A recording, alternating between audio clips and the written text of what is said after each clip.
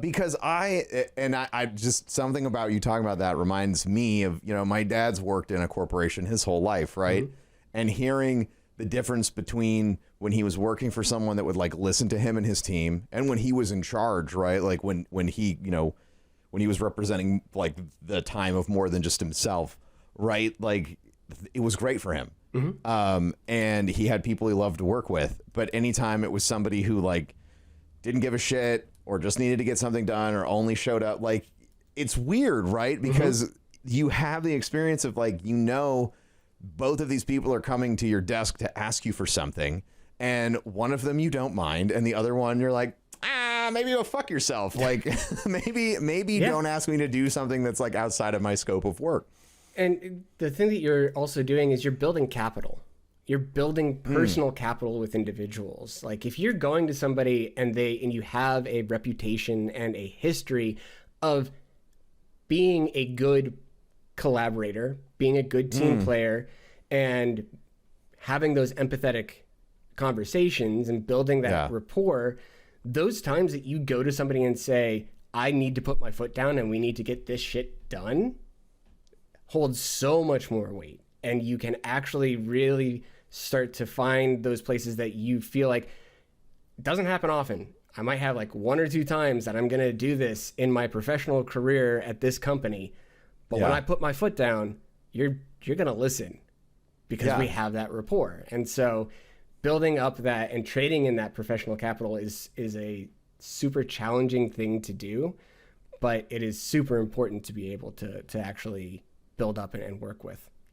I am now so absolutely fascinated by everything that you just said because it is, to me, it's like when I hear people talk about jobs, right? There's always something they're like, what's your salary? Who are you working for? They have good benefits, but it's you don't hear a lot about, or at least for me externally, like the inner workings of stuff from like a grassroots, like from someone who's doing the job, right? It's always like, here's my like fucking business book on how I business my business, and you can business hard too.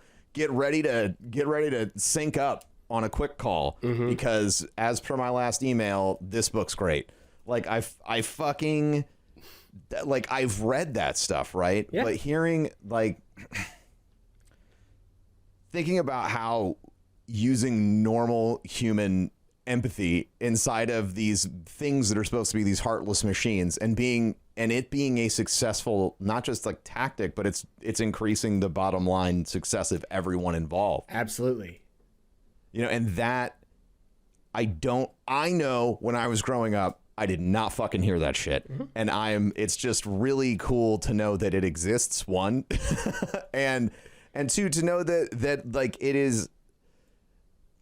Everyone always likes to be like, oh, it's just like a heartless corporation, blah, blah, blah, like all this other stuff. But it's every company is made up of people, and the people inside of any company or corporation are still being people and peopling together and figuring out how to be a person and make a business happen. Right. And I love the human aspect of it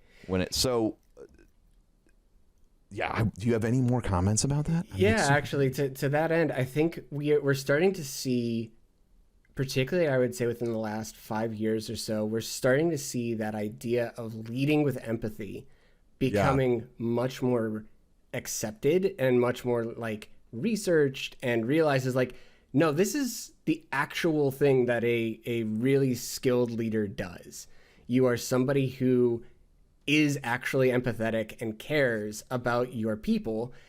Those people are far more successful and lead far more successful businesses than that traditional, like, 1950s hard ass boss that you're used to seeing on like, Mad Men or whatever. It's like you're seeing that shift happen. And I think it's a really interesting evolution of the professional space. And I'm so happy that it's happening because I think it's super important for everybody. Oh, and it's so necessary.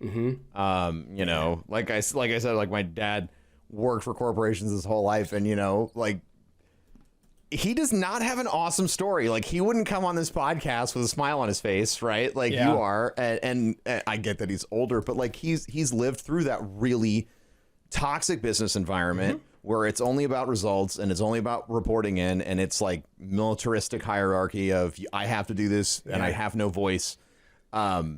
It's really, it makes me happy. Yeah. It makes me feel like the world's getting better. Look at even like going into the games world, you know, we're talking about, you know, Cyberpunk versus Hades.